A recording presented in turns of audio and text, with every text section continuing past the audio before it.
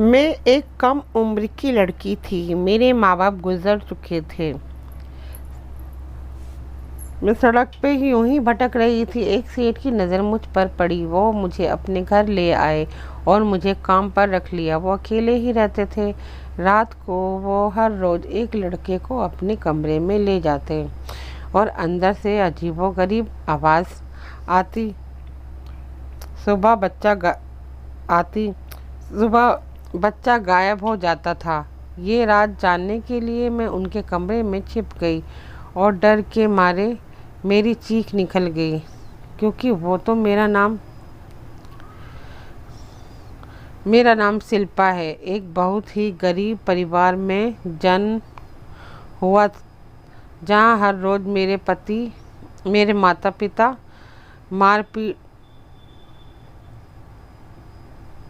माता पिता मारपीट होती थी। एक गंदी बस्ती में मेरी परवरिश हुई और थोड़ा बड़ी हुई तो मेरे माँ बाप दोनों गुजर गए। जिस बस्ती में रहते थे वे मकान किराए का था। मेरे माँ बाप की मौत के बाद मकान मालिक ने मुझे घर से बाहर निकाल दिया। मैं सड़कों पर यूं ही भटकने लगी। खाने के लिए कूड़ेदान में खाना ढूंढने लगी। तभी वहां पर एक गाड़ी आकर रुकी। गाड़ी से एक बड़े सेठ बाहर निकले। करीब 35 साल के होंगे। उनकी नज़र मुझ पे पड़ी। मैं काफ़ी घबरा गई। अब मैं बेसहारा हो गई थी। किसी बुरे इंसान के हाथ में पड़ गई तो मेरी घबराहट शुरू हुई। जब सेठ के पास आने लगे, उन्होंने मुझे से कहा, तुम्हें भूख लगी है क्या? मुझे बहुत तेज भूख लगी थी तो मैंने अपना हाँ में सर हिलाया। भूख से बड़ा दुश्मन तो और कोई भी नहीं है। उन्होंने कहा, मुझे काम के लिए अपने घर में एक लड़की चाहिए। तुम मेरे काम करोगी क्या? उनकी बात सुनकर मैं हैरत में पड़ गई। वे मुझे जानते तक नहीं थे और अपने घर पर काम कराने के लिए कह रहे हैं। मैं सोच में डूब देख उन्होंने कहा, तुम्हें घबराने की ज़रूरत नहीं है। मैंने सोचकर कहा, ठीक है, मैं काम करने के लिए तैयार हूँ, पर आपने तो मेरे बारे में कुछ पूछा ही नहीं। उन्होंने कहा, बताओ अपने बारे में। मैंने अपने बारे में सब कुछ बता दिया, यहाँ भी कि मेरे पास अब रहने को छत भी नहीं है। जो ना जाने मैं यहाँ सारी बातें क्यों बताई। मैं तो इन्हें जानती भी नहीं हूँ। शायद मेरी हालत अब इतनी बुरी हो चुकी है कि मैं अपने अनजान इंसान पर भरोसा करने लगी हूँ। उन्होंने कहा, कोई बात नहीं, चलो तुम मेरे साथ। अब तुम मेरे घर में ही रहना, खाना और वहाँ का काम करना। मैं उनकी गाड़ी में बैठ गई। उन्होंने मुझे एक कपड़ों की दुकान पर ले गए और मुझे कुछ कपड़े खरीदने के दिए।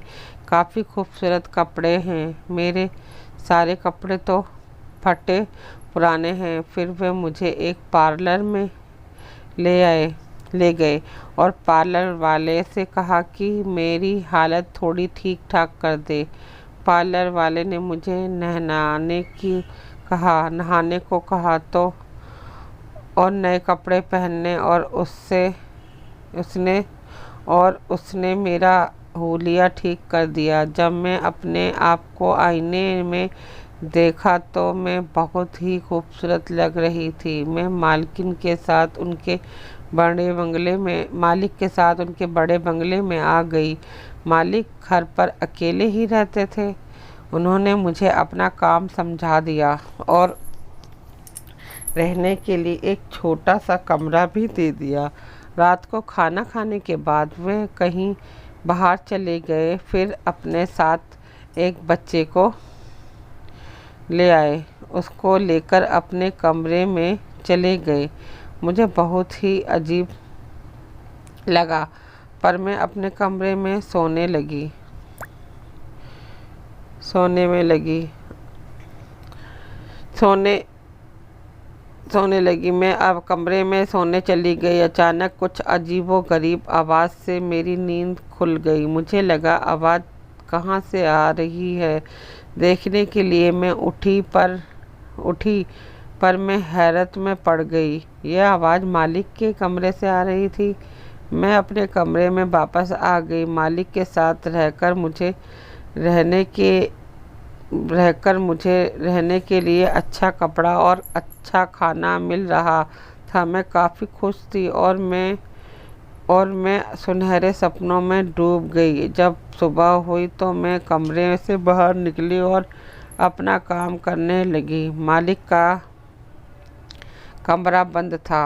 शायद वे अभी सो रहे हैं, लेकिन जब वे अपने कमरे से निकले मैं बहुत ही हैरान हुई। जो बच्चा कल रात उनके साथ उनके कमरे में गया था वह वापस नहीं आया। मालिक ने मुझसे कहा कि तुम पूरे घर की सफाई करना, खाना बनाना और घर की सारी जिम्मेदारी उन्होंने मुझे थमा दी। बस उन्होंने कहा कि मेरे कमरे और बेसमेंट में कभी भी मत आना। मैं अपने कमरे की सफाई खुद करता हूँ। मैं सारा काम कर लिया, पर उनके कमरे की सफाई को छोड़ के बेसमेंट में ताला लगा रहा था। मालिक दिन में कहीं बाहर चले गए, शायद अपने काम पर गए होंगे, पर उनका कमरा लॉक किया हुआ था। जब शाम हुई तो वे वापस आ गए। जब रात का खाना तैयार हो गया तो मैंने उन्हें बुलाया। मैं उन्हें खाना परोसा तो उन्होंने मुझसे कहा, तुम बहुत ही अच्छा खाना बनाती हो। ये सुनकर मैं तो मुस्कुराने लगी। खाना खाने के बाद वे फिर से कहीं बाहर चले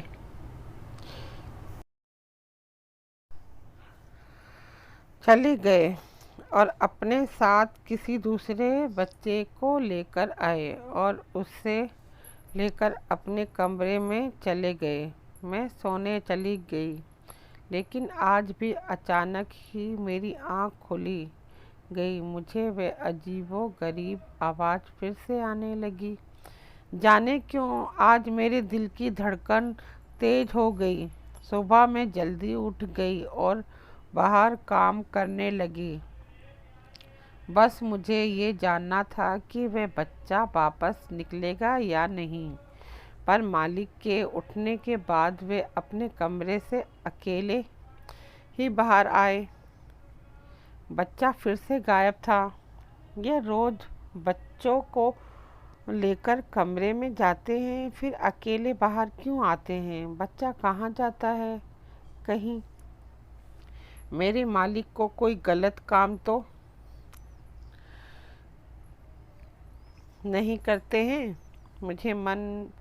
मन में मुझे मन किया कि मैं उनसे जाकर पूछूं, पर डर के मारे मैं चुप रही। मुझे नई नौकरी मिली है, अगर उन्होंने मुझे बाहर निकाल दिया तो मेरा क्या होगा? लेकिन फिर मुझे ख्याल आया कि मैं इस घर में उनके साथ अकेली रहती हूँ।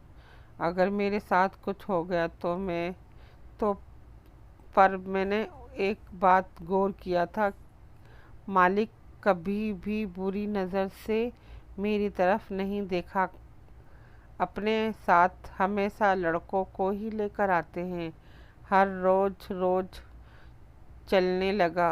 रोज कोई ना कोई लड़का उनके साथ कमरे में जाता है। उनके कमरे से आवाज़ आती है और लड़का गायब हो जाता है। मैं इस बात से अंदर ही अंदर बहुत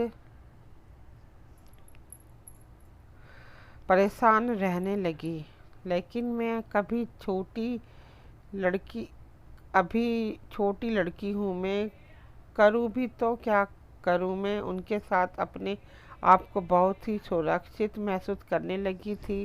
वे मुझे अक्सर ही बाहर ले जाया करते थे और बाहर से अच्छा खाना खिलाया करते थे, कपड़े भी खरीद कर दिया करते थे। एक दिन तो उन्होंने मुझे एक मोबाइल दिला दिया। उन्होंने कहा, जब मैं बाहर जाता हूँ ना तो तुम दिक्कत होती है, तुम्हें इतना कुछ बताना रहता है तो बता नहीं पाता हूँ। ये मेरी ज़िंदगी का पहला मोबाइल है, लेकिन हर रोज़ मैं इस तरह से बच्चों को गायब हो जाते देख थे और आवाज़ भी पता नहीं किस चीज़ की आती थी। जब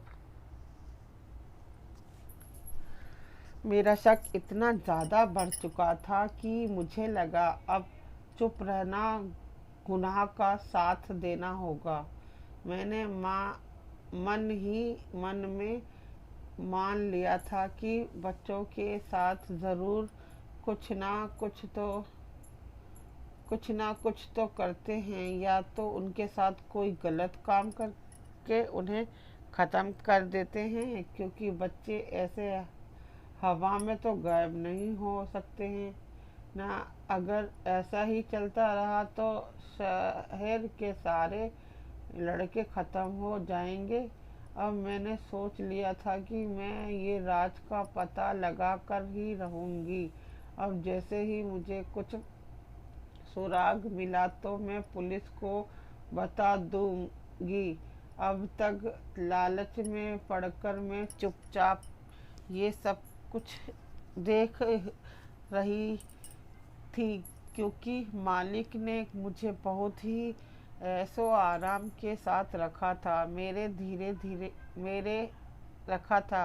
धीरे धीरे मालिक का विश्वास जीत लिया और एक दिन मैंने उनसे कहा, मालिक, आप अपने कमरे की सफाई खुद करते हैं, मुझे अच्छा नहीं लगता। आप कमरे में होते तो तब मुझे बुला लिया करो, मैं साफ कर दिया करूँगी। मेरा इस दुनिया में कोई भी नहीं है। आपको अगर लगता है कि मैं चोरी करूँगी तो ये सच नहीं। मालिक अपने मुझे सहारा देकर मेरी ज़िंदगी बदल दी है। मैं आपको कभी धोखा नहीं दूंगी। मालिक ने मेरी बात सुनकर कहा, ऐसी कोई बात नहीं है। ठीक है, कल सुबह जब मैं रहूँगा अपने कमरे में, तुम मेरे कमरे की सफाई कर देना।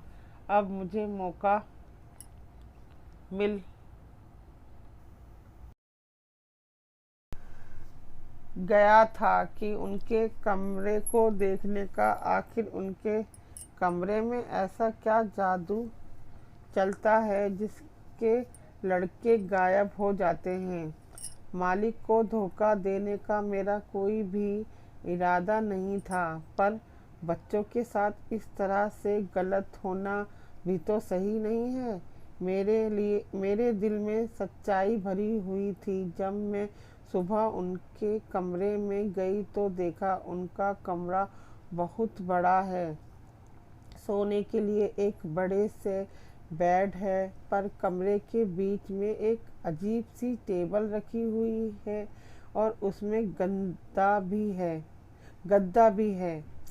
लगता है कि किसी को सुलाया जाता होगा। मुझे तो कमरे से बाहर निकलने का एक ही दरवाज़ा नज़र आया था। मैं एक बाथरूम घर की अच्छी सी सफाई करने के बाद में बाथरूम की सफाई के लिए मालिक की इजाज़त ली। जब मालिक ने इजाज़त दे दी तो मैं बाथरूम में गई और वहाँ पर जाकर हैरत में पड़ गई। बहुत ही खूबसूरत बाथरूम था। वहाँ वहाँ पर भी कोई दूसरा दरवाज़ा नहीं था। अपना काम करने के बाद में मालिक को देखकर मुस्कुराई और बाहर निकल आई। मालिक को मुझ पर विश्वास हो गया था। उन्हें नहीं मालूम था कि मेरे दिमाग में क्या चल रहा है। अब मैं मैंने सोच लिया था कि किसी तरह से मालिक के कमरे में घुसकर मैं उनके राज का पता लगाऊंगी। ऐसा मौका मिलना शायद नामुमकिन ही था, क्योंकि उनके कमरे में तभी मैं अंदर जा पाती थी जब वह कमरे में रहते थे, और जब वह बच्चों को लेकर आते थे तो मुझे ही दरवाज़ा खोलना पड़ता था। तो पहले ही चुप छुप पाना, ये उम्मीद बिल्कुल भी नहीं थी। दिन बीतते चले गए और मुझे समझ नहीं आ रहा था कि मैं क्या करूं। अचानक से एक दिन मुझे ख्याल आया कि मेरे पास तो मोबाइल है। अगर किसी तरह से मालिक के कमरे के अंदर में मोबाइल का कैमरा ऑन करके रख दूं तो अंदर जो भी होगा उसकी रिकॉर्डिंग हो जाएगी। पर कहीं मालिक की नज़र अगर मोबाइल पर पड़ गई तो वह मेरी जान ही ले लेंगे।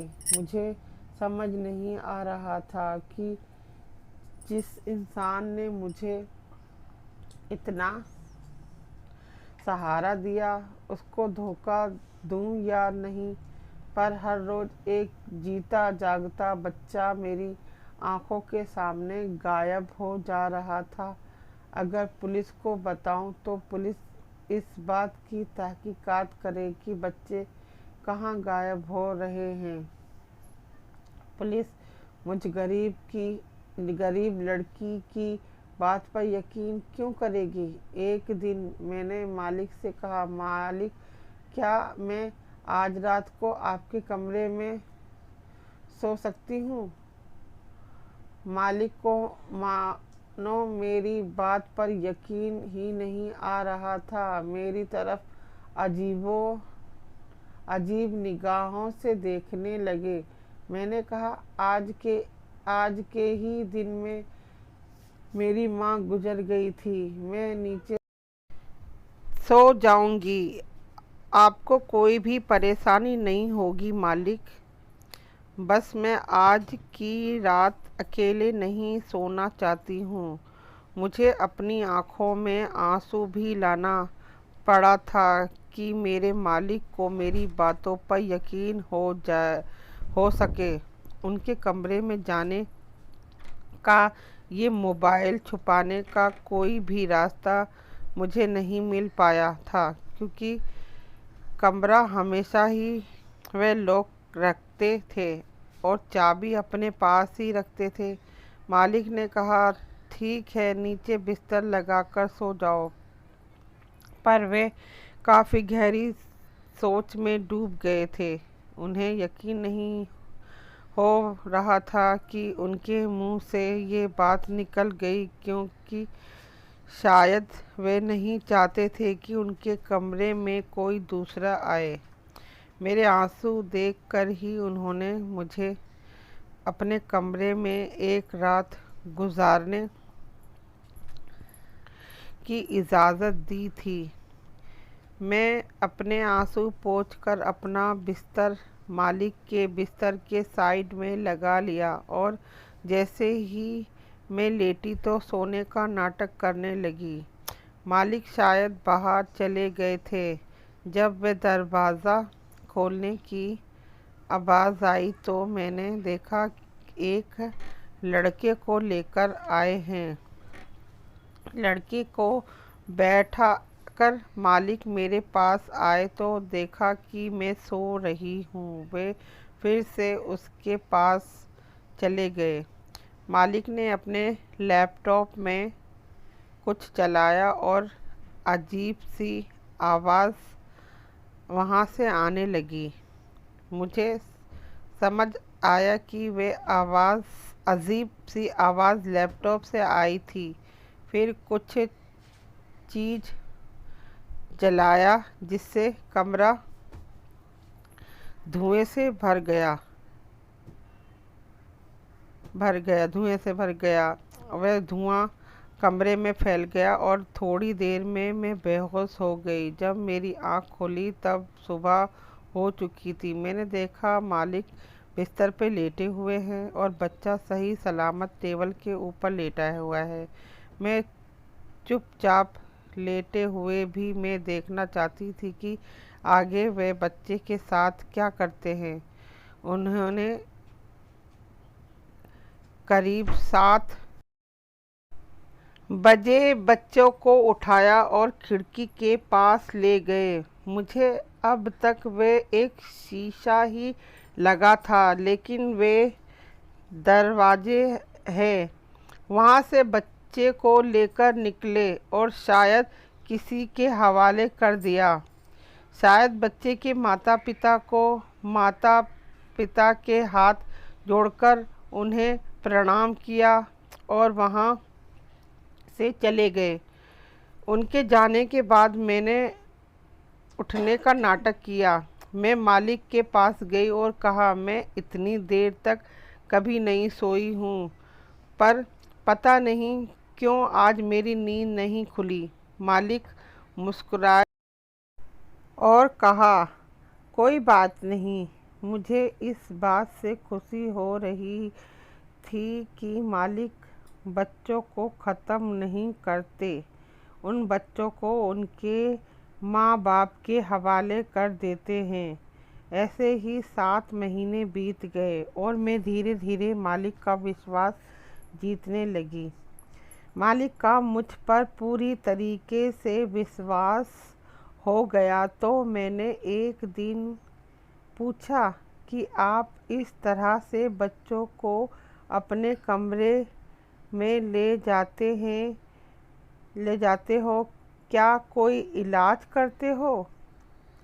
पर उन्होंने जो भी कुछ भी कहा उसे सुनकर मुझे यकीन हो गया था कि मालिक अच्छे इंसान नहीं हैं। वे इन बच्चों के साथ कुछ गलत काम करते हैं। अब मैंने ठान लिया था कि मैं इस राज का पता लगाकर ही रहूँगी। मैं इसलिए चुपचाप बैठ गई थी क्योंकि मुझे लगा था कि बच्चों को ये नहीं मारते हैं, पर अब इनकी बातों से मुझे यकीन हो गया था कि वे कुछ गलत काम कर रहे हैं। उन्होंने मुझे से कहा कि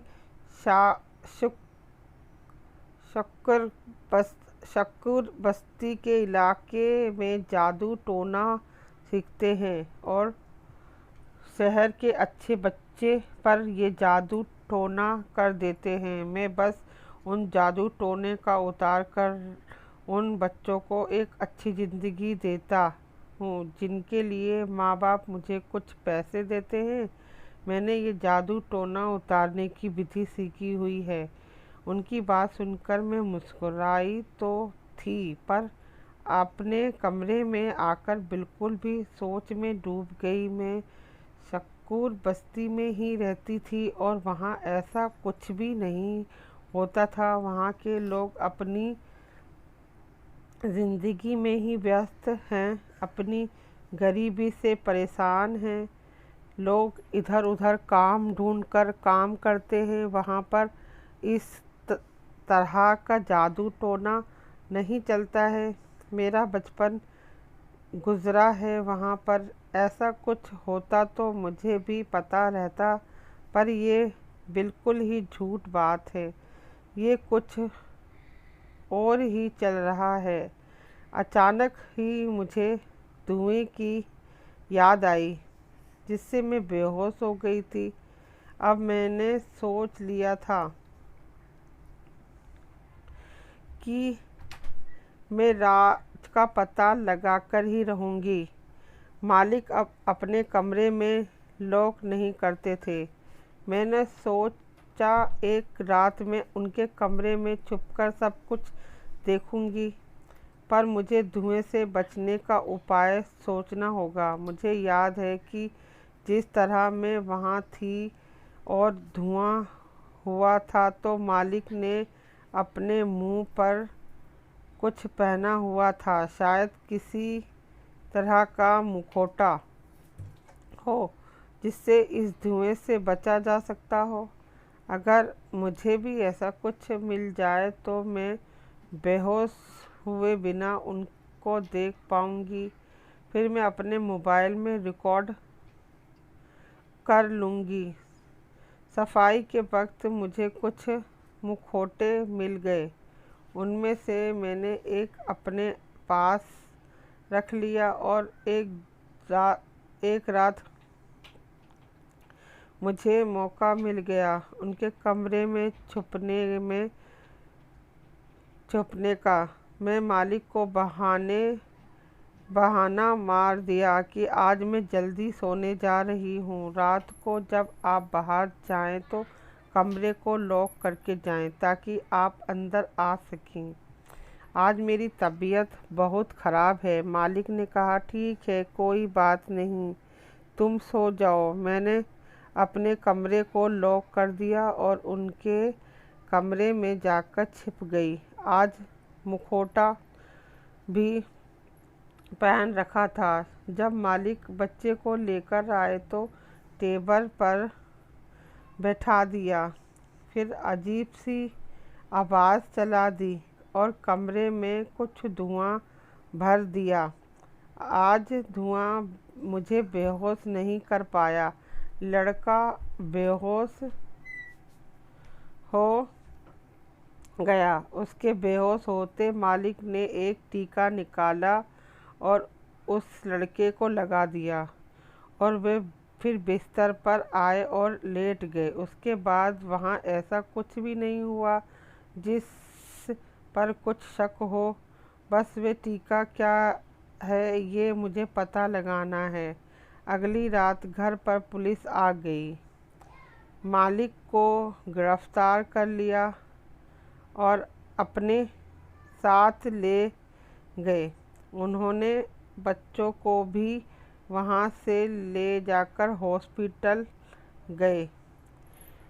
वहाँ से लेकर हॉस्पिटल गए को किसी तरह का दवा दिया गया था। दरअसल मालिक कोई दवा बनाते थे और उससे बच्चे का टेस्ट किया करते थे।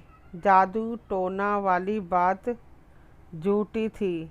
पहले मालिक किसी बच्चे से मिलते थे और उसे कुछ खाने को देते थे जिसमें एक तरह की दवा होती थी जिससे बच्चा बिल्कुल पागल हो जाता था। और जब बच्चा अपने माता पिता के पास पहुंचता तो उन्हें लगता कि अचानक बच्चों को क्या हो गया है। मालिक ने ये बात फैला दिया था कि शकूर बस्ती वाले बच्चों पर जादू टोना कर देते हैं और उस पर जादू को उतारने के लिए मालिक के पास लोग अपने बच्चे छोड़ जाया करते थे जिनके ऊपर तरह तरह के दवा टेस्टिंग की जाती थी। मालिक का बेसमेंट में रेड पड़ी। वहाँ पर दवा बनती थी। पुलिस ने वहाँ से ढेर सारे दवा बरामद किया। मैंने मालिक को धोखा ज़रूर दिया था पर मुझे यकीन है कि इस समाज का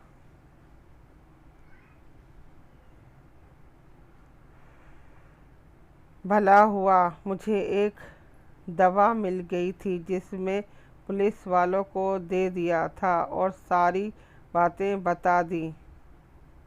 जब उसे टेस्ट करवाया तो उसमें एक ऐसी दवा मिली जिसे बेचना कानूनन जुर्म है। फिर बाकी काम पुलिस ने ही किया।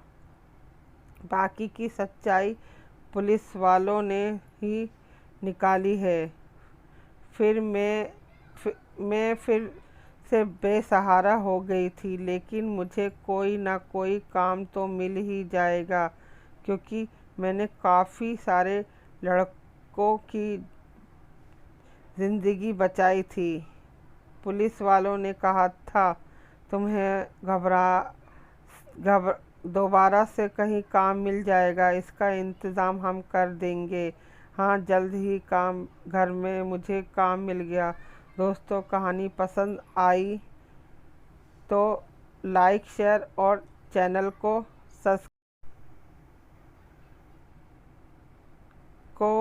सब्सक्राइब ज़रूर करें। फिर मिलेंगे एक नई और दिलचस्प कहानी में। धन्यवाद।